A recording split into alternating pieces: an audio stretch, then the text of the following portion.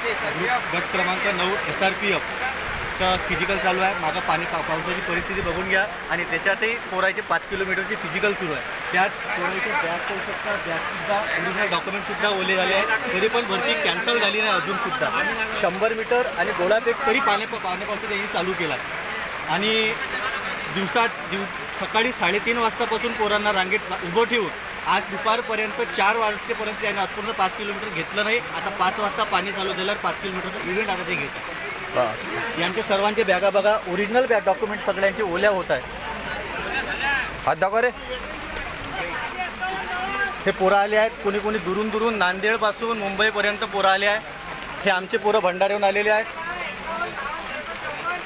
तरी फिजिकल अजूनही सुरू आहे. तिथं अजूनही पोराचे फिजिकल धावणं सुरू आहे. तरी पण प्रशासन याची काळजी घेत नाही आहे. पूर्ण बॅगांमध्ये पोरांची